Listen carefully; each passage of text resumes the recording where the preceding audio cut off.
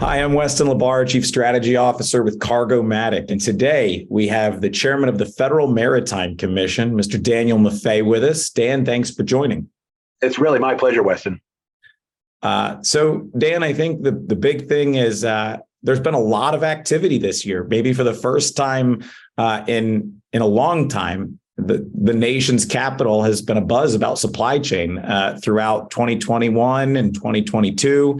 And the Federal Maritime Commission has been really at the center of a lot of those discussions. And it's been for a really good reason, because we've got an excellent commission. You guys are rolling up your sleeves. And I think the entire nation finally understands that without your supply chain, you can't conduct business. The economy functions based on roads and rails. And there's an old saying, if you bought it, a trucker brought it. So talk to us a little bit about what's going on at the commission. Like I said, I think 2022 was a hallmark year, and 2023 is going to be, I think, maybe an even bigger year as it pertains to setting the foundation for supply chain policy. So what's going on over there in the nation's capital? Too much to say in a brief soundbite, and we can get into some of the details, but certainly implementing the Ocean Shipping Reform Act of 2022, which was signed by the president in June. More on getting that legislation. I think when I first came in as chairman, I started talking about doing legislation, and a couple of people on the Hill started talking about it, and there were lots and lots of naysayers.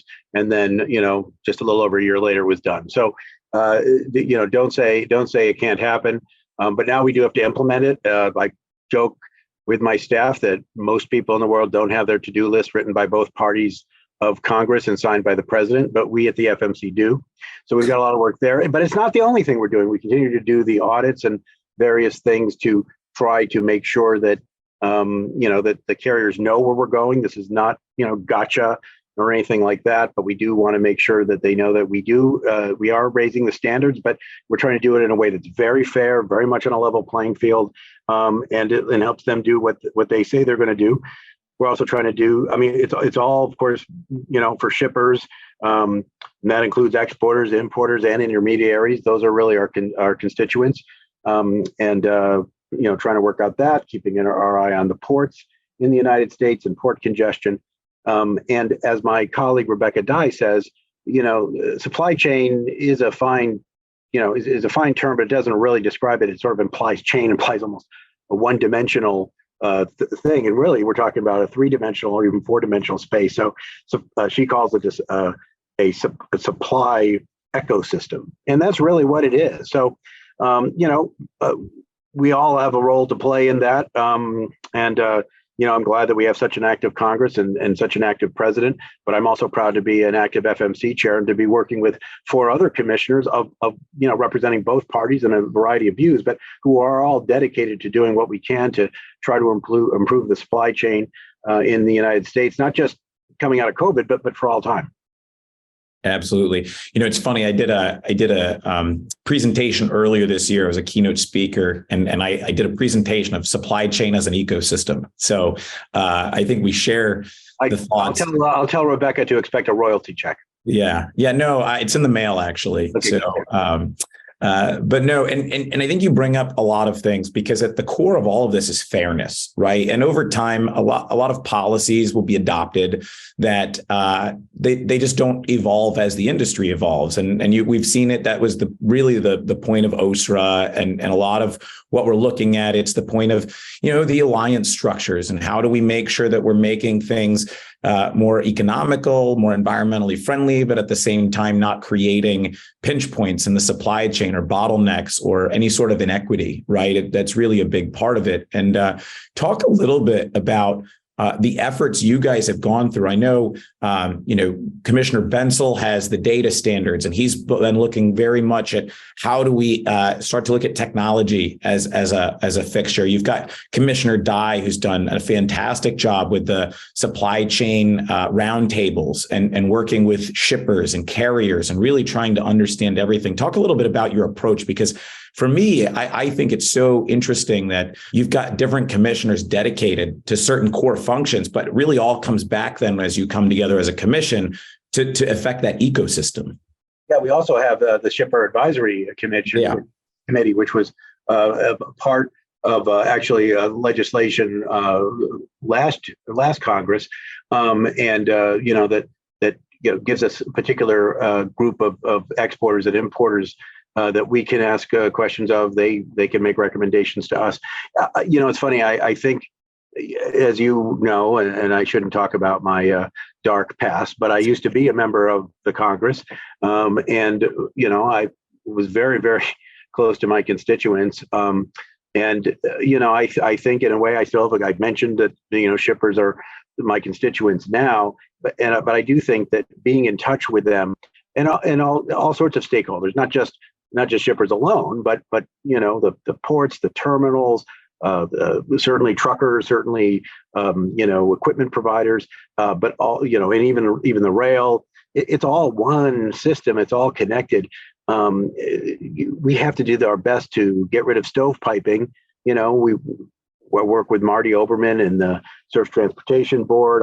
I'm very proud to talk to the Secretary of Transportation and the Deputy Secretary of Transportation fairly often, and even the Chief of MARAD. It's all about sort of having all hands on deck, and that's what we try to do with commissioners. I'm proud to say that when I asked Carl Bensel to volunteer, he did, to do, frankly, what's sort of an impossible project, which is really to look at all the stakeholders and try to figure out some recommendations on that at a time when lots of folks are looking at that, and he's participating in those. These are not to cross purposes, but the administration's got its own effort, and several in the private sector. Rebecca Dye's done fine work. And we're trying to basically make permanent those groups, so that that's a real legacy that she has, and I don't want it to knock on wood. I don't think Rebecca Dye is leaving anytime soon, and the two of us are going to be paired for renominations, so I hope not. But someday everybody has to go, and we want to keep those that contact. So.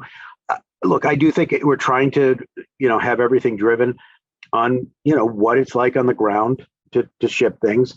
I'm not one of those people who really tries to point fingers. I admit things are complicated, more complicated than sound bites usually. But there's certainly things that we can encourage. And as you said, it's about fair. I mean, you really said it, Weston. It's about fairness. It's about making sure that there is a level playing field. So that, everybody knows the rules and everybody is following the basic rules. And then within that, let the market, make the determinations. It's sort of like what Churchill said about democracy. It's the worst system in the world, except for all the alternatives. Well, as long as we have a level playing field, and that is where I think the FMC has a role as referee, you don't want government completely out of it, but deregulation has largely served the shipping public, and so we don't want to reverse the clock on the good stuff either. So this is where we are now with the Ocean Shipping Reform Act, trying to reset the balance and make sure that we do have that fair and level playing field that will benefit everybody in the long run, I believe. Fair rules and clear rules, right? And I think that's the other really important thing is I don't know of any other industry where you talk to 10 people and they'll give you a different definition for or a different terminology for the same thing, right? And so understanding that all different terms to mean different, use the same term to mean different things, and certainly the abbreviations and all that other stuff. And I unlike you, Weston, I haven't been working for decades in supply chain stuff. I just came to this in 2016. And had to study really hard, but that's in some ways, there's some advantages from coming from the outside, which is, I really do see how this industry is in many ways unique, both in terms of transportation of cargo, but ocean shipping in particular. It's an international system. It is full of very fierce competitors who also form alliances with each other in terms of the carriers. And same with the ports. I mean, enemies. Yeah, exactly. And it all makes sense. And at the end of the day, I try to stress this because there were a lot of headlines during the pandemic about, the congestion and America's ports have failed and the supply chain is broken and all this other stuff. Meanwhile, Americans were receiving more goods than ever before in the nation's history through the ocean supply chain. Now, I'm not saying that that means there were no problems. I'm not saying that they shouldn't have gotten more stuff or that stuff wasn't late. There were plenty of issues. But the fact is, in terms of the basic functioning of the system, in the midst of a global pandemic, a true national security crisis, this was an industry that came through, and it isn't, it has nothing to do with me, frankly, that it came through. It has to do with the men and women who work on the ports, both in management and particularly in labor. The folks who actually unload the cargo, actually get it on trucks, the truckers who actually drive it to where it needs to be, the warehouse workers. It doesn't stop, artificially because a container, leaves the water, goes on a truck, leaves the truck, goes in a warehouse, leaves the warehouse, goes on a rail car. It's all part of the same thing. And again, there are plenty of issues that we are working on, but we also have to remember that, when the system is truly challenged, it still moved the American economy. Yeah, it's funny. During the pandemic, our neighborhood would come out at 6 p.m. every night and do the thank you healthcare workers. And, again, they did an amazing job helping this country through the pandemic. But I always said, if it wasn't for the truckers, the healthcare workers couldn't have done their job. And that's the part that, you look at the beginning of the pandemic, ports were supposed to be open, but in some jurisdictions, they didn't want warehouses open because of COVID issues. And it became so obvious how people really don't understand how goods get to stores and to their home. And the hope is that you never let a good crisis go to waste, and that we've learned from this. But to your point, in the last 2 years, we've moved more goods into this nation and around this nation than we ever have in the history of the country. And at the same time, yes, there was growing pains, there were operational challenges, but you're talking about, in many cases, infrastructure that wasn't built for the amount of goods that flowed through the country.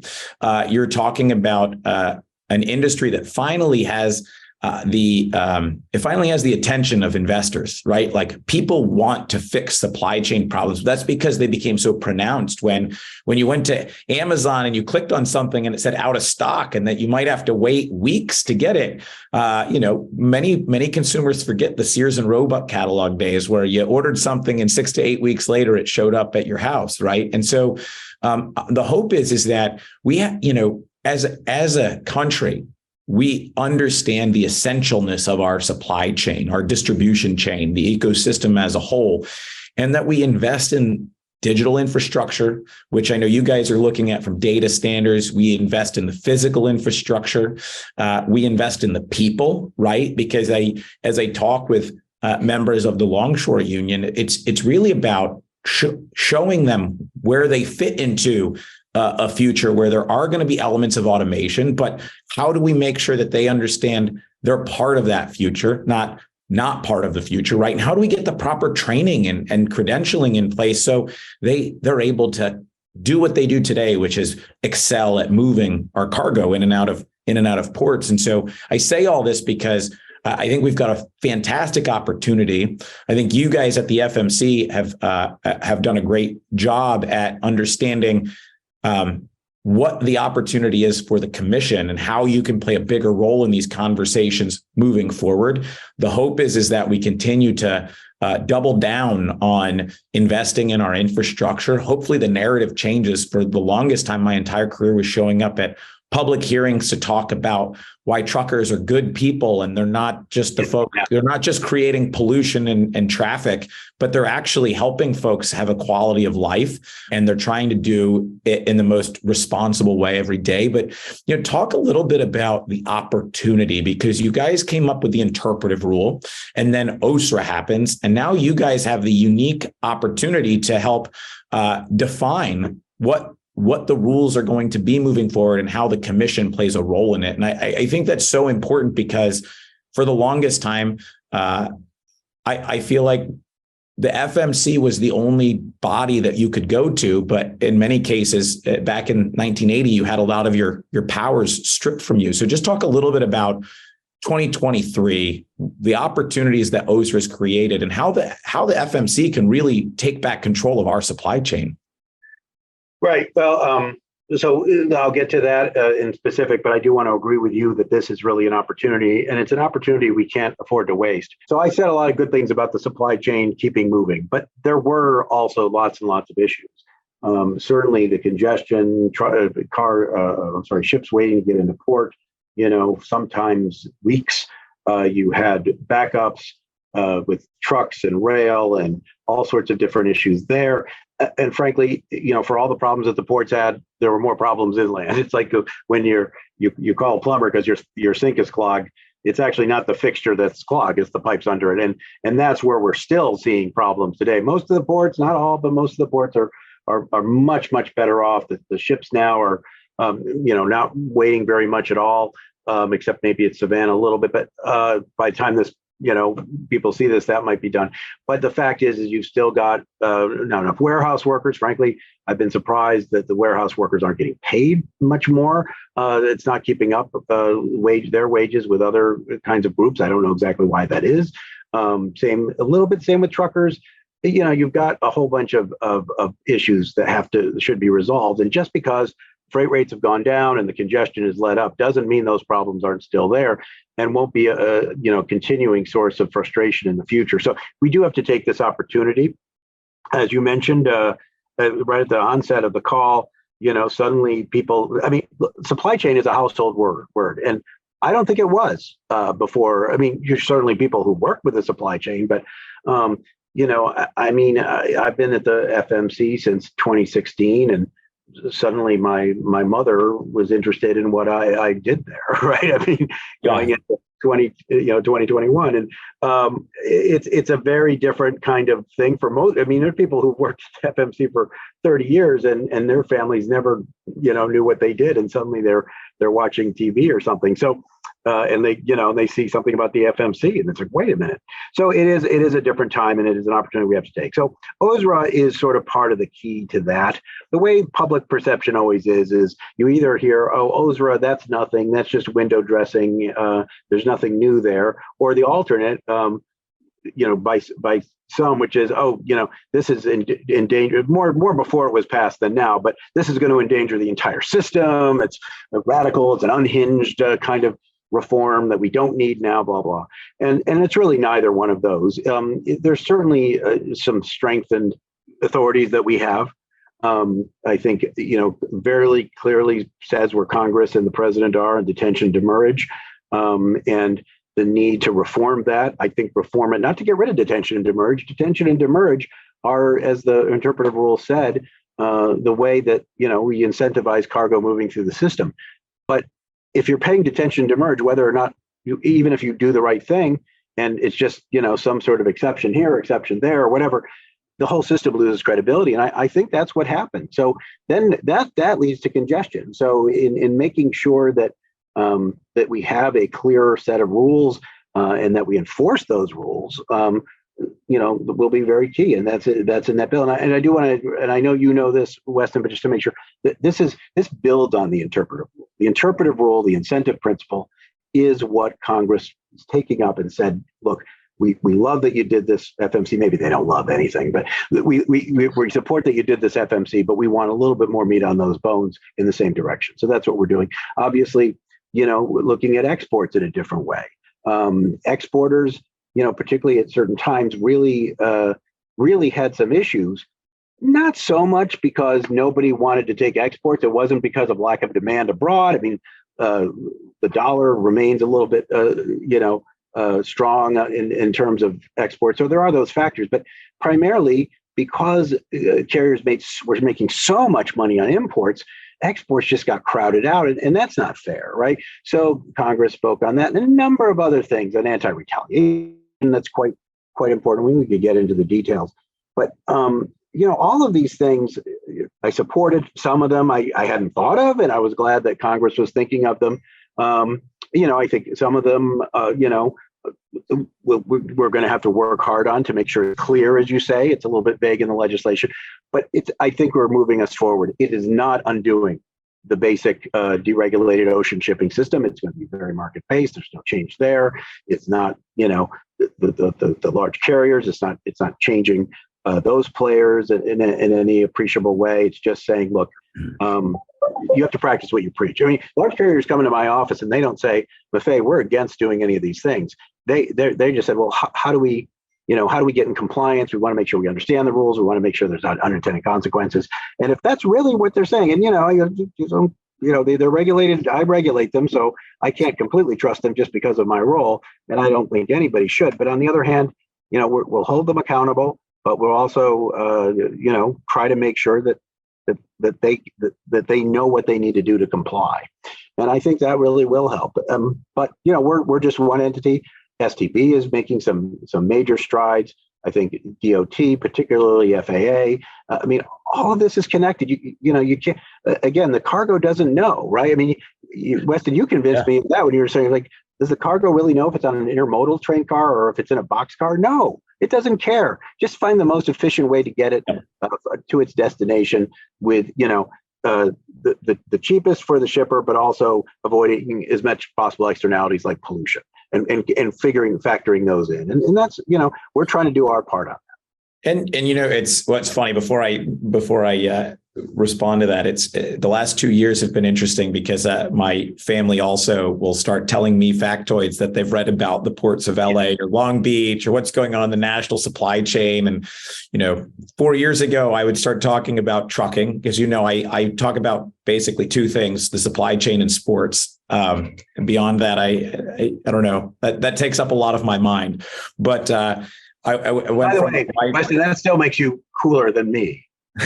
Because I talk about sports a little bit, college football particularly, but college basketball with Syracuse.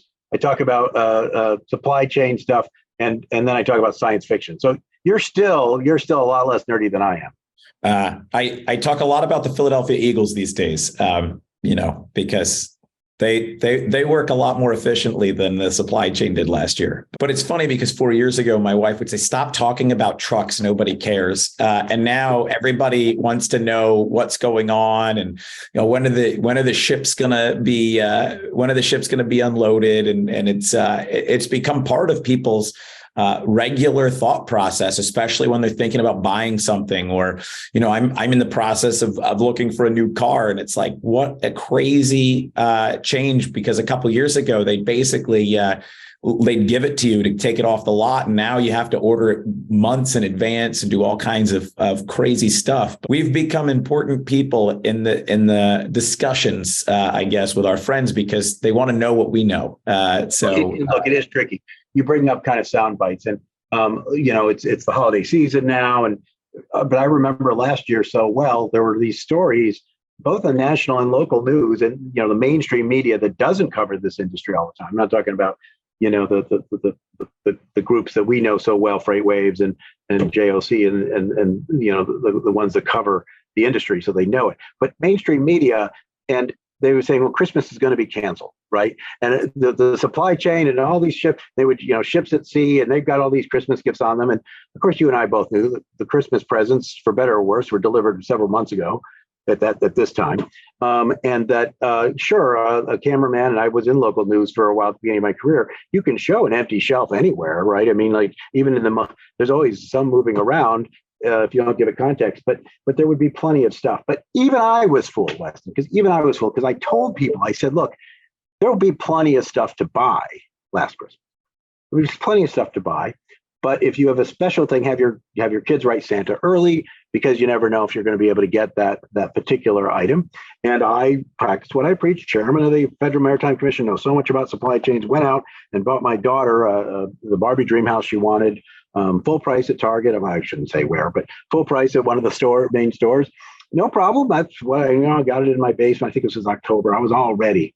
A week before Christmas, I had to go back just to get some stocking stuffers and that sort of thing. There was a wall of them, 30% off. Yep. Right. Because to a certain extent, all that hype about Christmas was canceled. The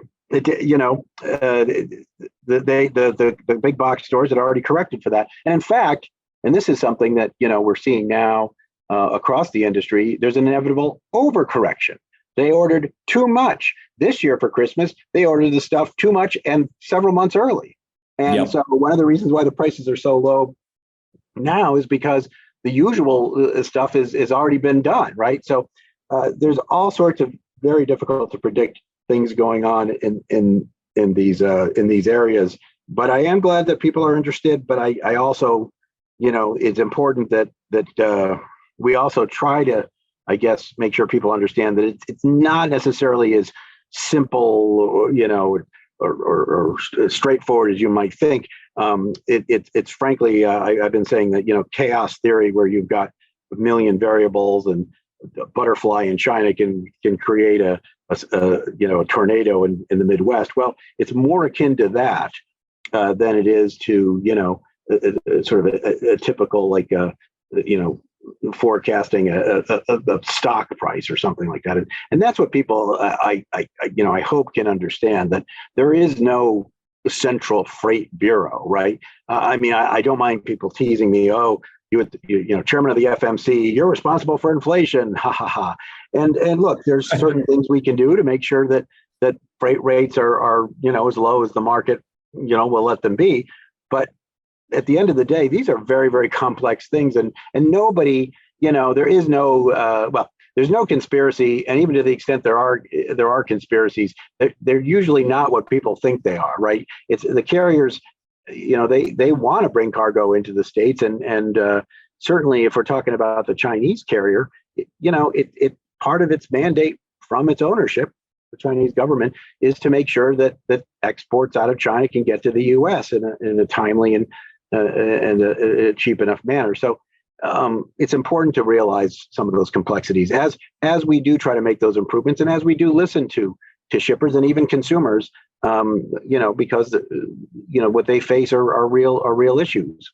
You say a couple things that spark some questions, and it's interesting because in a lot of different situations, multiple parts of the government have influence in how things go, and sometimes it's contradicts one another, right? So I think about things like, we talk about our environmental and sustainability goals, but we have shipments that we move for customers into Mexico and then bring them right back because they're trying, that's the way that they save money on certain tariffs and duties, right? And it's a product that has been built in the supply chain, but it's not good for our environmental goals. Why would you want to truck something from Long Beach to Mexico and back to Long Beach when you could just take it from the port to the local distribution center? We've had issues. A lot of the chassis related constraints were because the International Trade Commission just basically said, here's the duty on Chinese steel and chassis. And oh, by the way, they also source all the components for the American manufacturers. And all of a sudden, we needed a lot of chassis and no new chassis were being built because we didn't think of a common sense way. And I can't blame the commission in the sense that they followed their directive, but somebody should be able to step in and say, okay, let's have a scale up plan. Like, let's figure out how to write this perceived inequity in a way that makes sense, but is not going to create massive disruption. You talked a little bit about like driver pay, and again, just on sustainability, like everybody wants the truck driver to be well compensated, myself included. You're not going to find too many people that are a bigger advocate for the men and women that move our goods around this nation. We want them to drive brand new, zero emissions, $1 million trucks.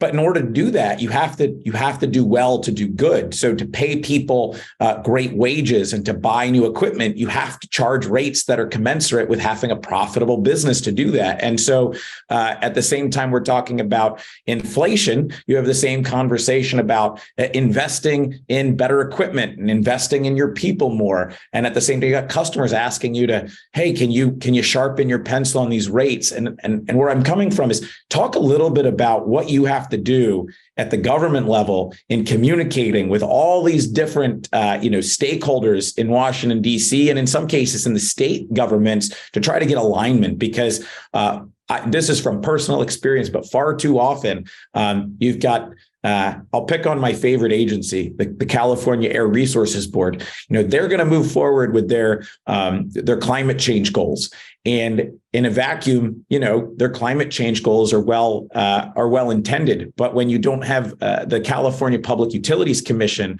or the different folks that are providing energy on the same page, you could have all the electric trucks you want, and they're going to be zero emissions because they sit there parked. And so can you talk a little bit about how, what's great is you've got folks that have had that experience in Congress, walking the halls and talking to colleagues, which I think has been fantastic in what you've had to accomplish. But talk a little bit about that.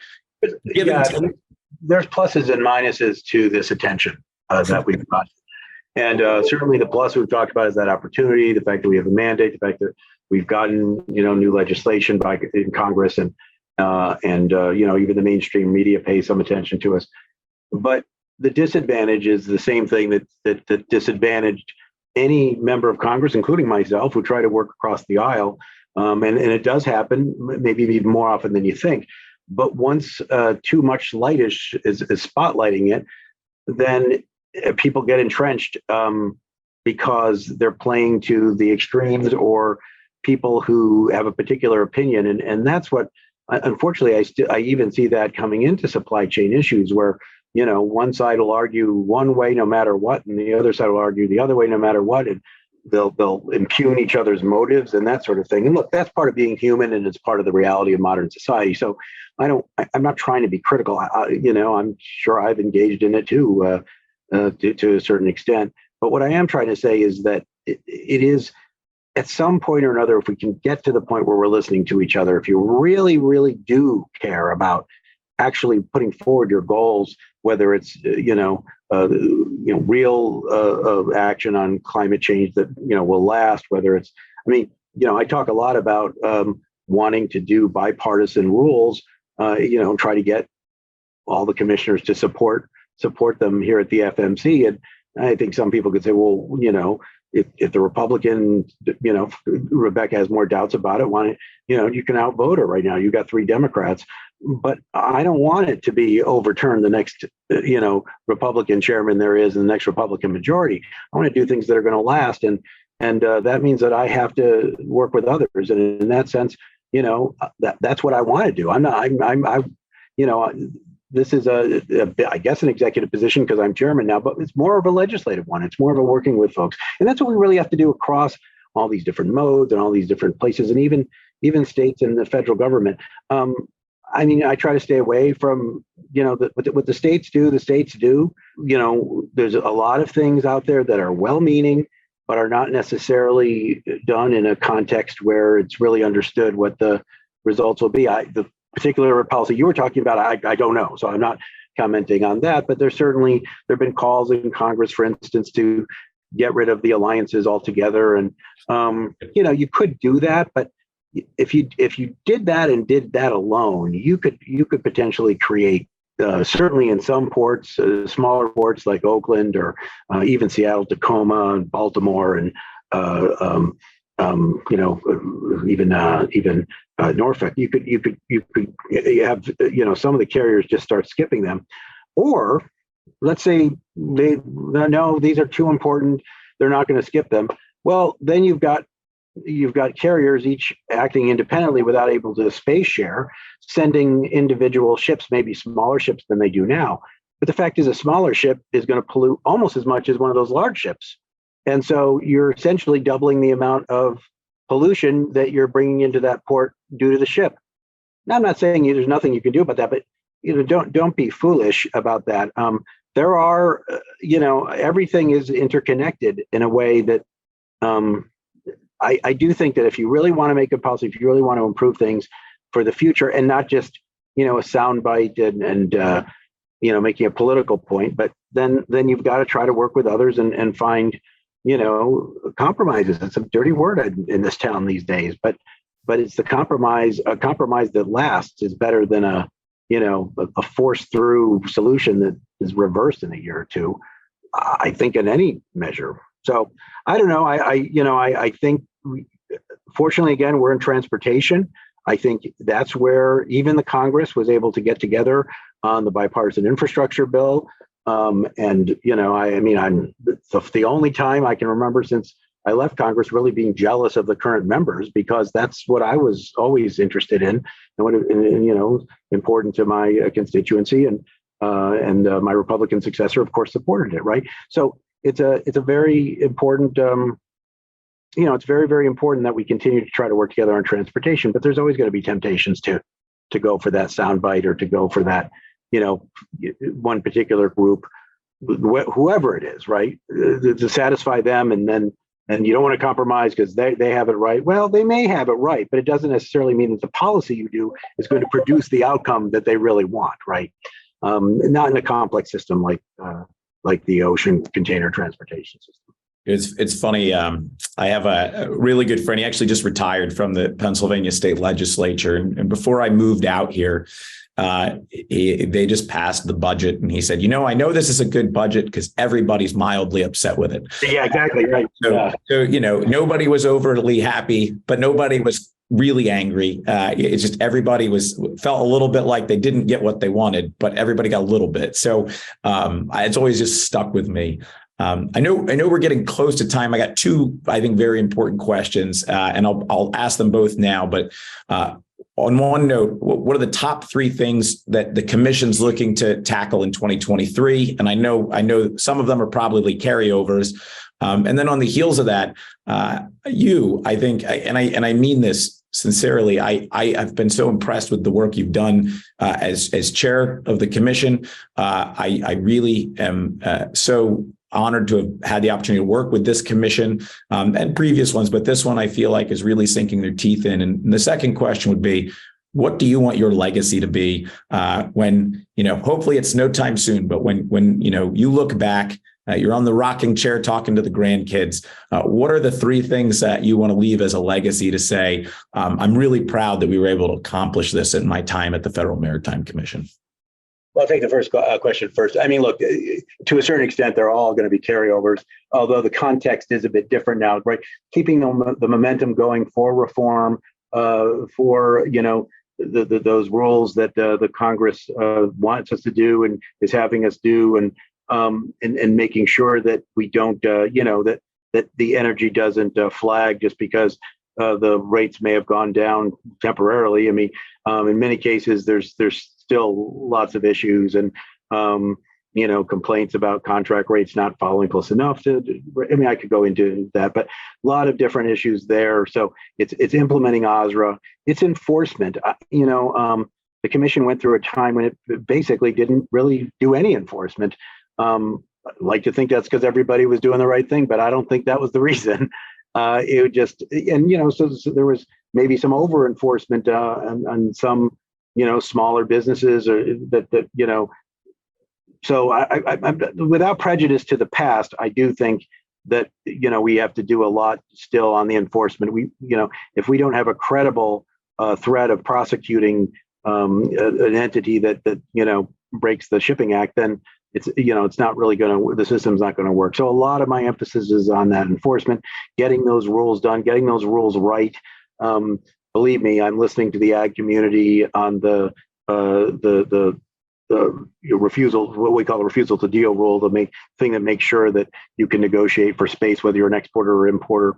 And then consumer service, it's the other thing. And this is sort of related to the other two, because if you don't have good enforcement, then there's not any particular reason why regulated entity is going to be responsive when somebody from our consumer bureau calls up on behalf of a shipper or something. But a lot of this stuff can and should be worked out without litigation of any sort.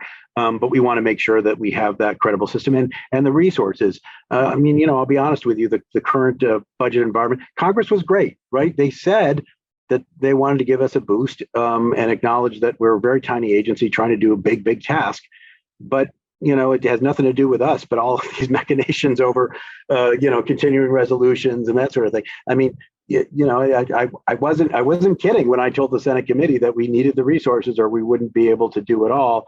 I still expect to get those. We're still, hiring some really good people. I'm proud that, I wish we could offer them more compensation and other kinds of things, but public service still is in a lot of people's hearts, so that's good.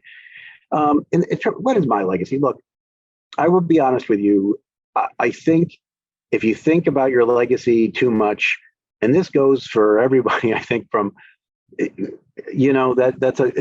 the only way to truly avoid having a positive legacy is to be worried about your legacy. I want to I want to do good work with the right motives that move us in a better place. I think if you try to pretend you're going to do some sort of revolution and that, oh God, ocean freight is going to be so much better when I leave than it was, it's just foolish, right? There's going to be other problems that come up in the future, and future commissions will have to struggle with them. But, I want to try to put the FMC in the right place to handle these current the current challenges. And I will say challenges. Some of them are crises, but let's call them challenges. And and make sure that we have the right people in place. Does that make me less ambitious? I don't know, but I think that if I really truly believe if every person in DC, every political appointee in DC sort of felt the same way, everybody would move forward a lot more. I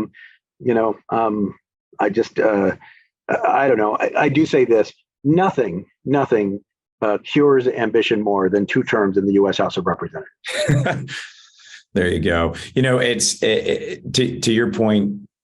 If people were more concerned with doing the right thing than the popular thing more frequently, we would get a lot more done. And I think we would get to a point where, and this is in general, right? And I don't want to be holier than thou. Look, I like doing the popular thing too, right?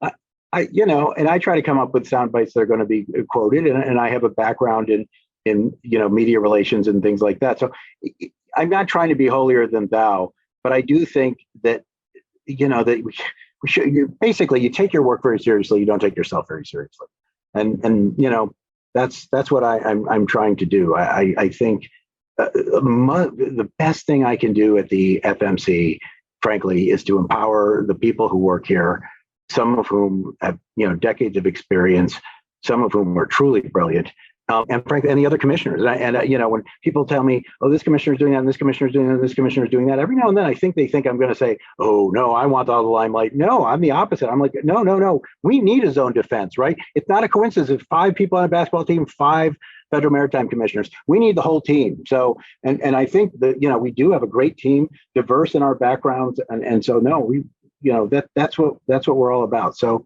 I really appreciate this chance. I mean, I certainly think that your viewers are going to get a broader cross section of what goes on at the FMC than most people ever will want to know. But that's good. That's what this is for, and I appreciate all of your very, very thoughtful questions.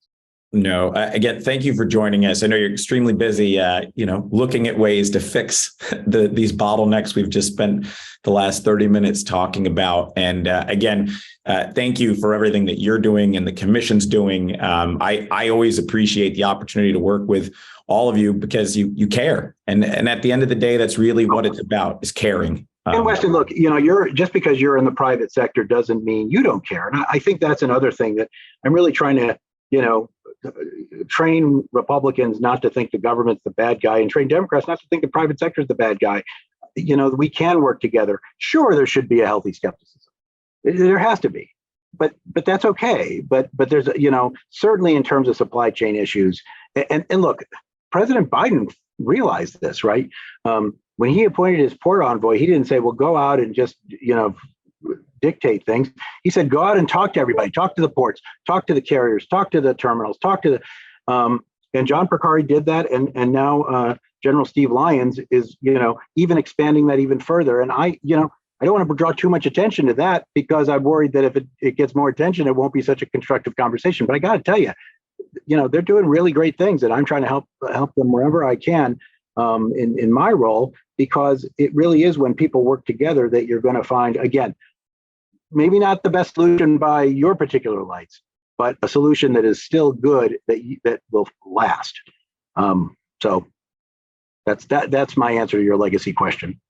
That's what a great point to finish. And then maybe I could be more brief. No, this was fantastic. And I think it was a great way to finish this conversation. Again, thank you for joining us. Chairman of the Federal Maritime Commission, Mr. Dan Maffei.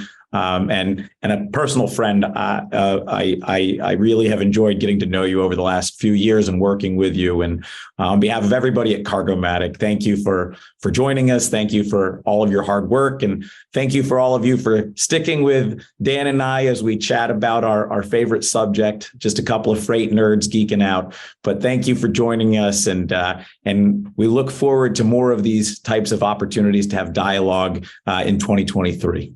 Wes, me too, and I look forward to seeing. I don't know if I'll see you before then, but I know I'll see you at the end of February. So looking forward to getting back out to California, particularly in winter on the East Coast. Excellent. You're always welcome. Be well. All right. Take care.